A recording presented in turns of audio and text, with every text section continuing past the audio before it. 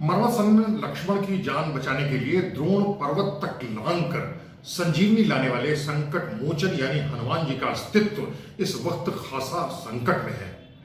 इस पवन सुत के घर को लेकर साजिशें बुन रही हैं। हालात अवैध कब्जा जैसा है। लाल लंगोट वाले को ऐसे भारी संकटों से निकालने के लिए अब न तो कोई हनुमान चालीसा का लाभ मिल रहा है, न ही हनुमान बाण का कोई असर। मामला अदालती पेचों में फंसा हुआ है। बड़े जज शामिल हैं, बड़े दिग्गज हैं और आला अफसर भी शामिल हैं। हालात यह है कि मारुति नंदन अब खुद ही असहाय हो चुके हैं।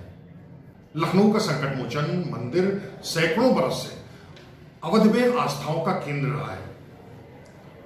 शुजाउद्दौला ने 42 बीघा जमीन इस मंदिर को दान की थी और तब से लगातार इस पूरे अवध में हनुमान की धूम मचती रही, पताका फहराती रही। जेठ के महीने आज भी यहाँ विशाल उत्सव होता है। मंगलवार के दिन तो गजब उल्लास और दिन रात भंडारा चलता रहता है। श्रद्धालुओं की आस्था के उमड़ने वाले समंदर की लहरों का अंदाजा आप इसी से आकार कर सकते हैं कि यहाँ हजारों की तादाद में लोग बाकायदा जमीन पर लेटकर यात्रा करते हैं और हनुमान के किवाड़ों और ड्योढ़ी पर अपना माथा टेक कर अपनी मुरादें मांगते हैं। आसपास का इलाका यातायात के लिए बंद कर दिया जाता है। मंदिर परिसर में अस्थायी कोतवाली तक बना दी जाती है। लेकिन अब हालत यह हो गई है कि मेला के बजाय मंदिर में परस्पर झगड़ा, टंटा, अवैध कब्जा और यही नहीं बल्कि खूनी हादसों से निपटने के लिए स्थायी रूप से कोतवाली बनाने की आशंकाएं भी अब बहुत मजबूत होते लगी हैं। अलीगंज हनुमान मंदिर के प्रशासक हैं अनिल तिवारी। सन 11 से पहले अनिल तिवारी को कोई जानता नहीं था और अगर जानता भी था तो हाई कोर्ट और अदालतों के गलियारों में। अनिल तिवारी हाई कोर्ट के मानद सीनियर एडवोकेट हैं। लेकिन सन 11 में मंदिर को लेकर के एक अजीब सा विवाद खड़ा हुआ। अनिल तिवारी ने अपना पताका हनुमान के ऊपर फहराना शुरू कर दिया। मामला हाईकोर्ट पर आया और हाईकोर्ट ने एक आदेश दिया कि मंदिर परिसर का प्रशासक अनिल तिवारी को बना दिया जाए।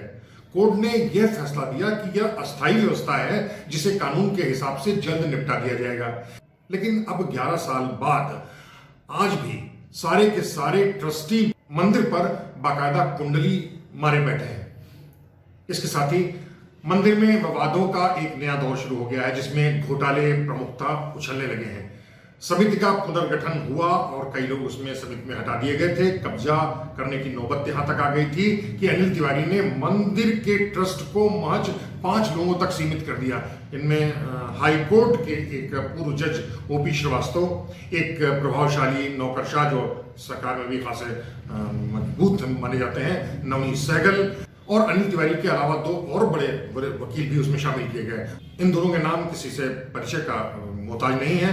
इनमें से एक का नाम है एसके कालिया और दूसरे हैं जयदीप माथुर।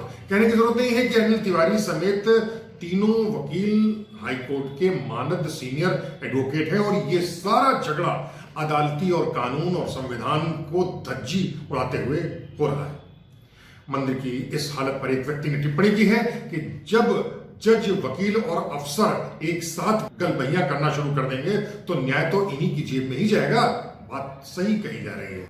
कुछ भी हो, 4 बरस पहले मंदिर के एक पुजारी अजय शंकर शुक्ला की हत्या ने इस मंदिर के परिसर और उसके हालात माहौल को काफी संगीन बना दिया है। अजय शंकर शुक्ला इस विवाद का एक बड़ा अंग था। प्रशासक अनिल तिवारी ने पुजारी को बर्खास्त कर दिया था, लेकिन अजय शुक्ला मंदिर परिसर में ही अपने कमरे में काबिज रहा। लेकिन इस बात को लेकर दोनों के बीच में खासा टकराव हुआ और लगातार बढ़ता रहा। हालत यह हुई कि सन 2017 में अजय शंकर शुक्ला की हत्या कर दी गई। हत्या का आरोप अनिल तिवारी पर पड़ा। हाईकोर्ट में यहाँ के ट्रस्ट को लेकर के जो झगड़ा चल रहा है ना, अब उसकी सुनवाई 9 मार्च को सुनी जाएगी। जाहिर है कि इसी मंदिर के पुण्य पुनीत किवाड़ों को अब अपराध के खूने पंजों ने खटाना शुरू कर दिया है।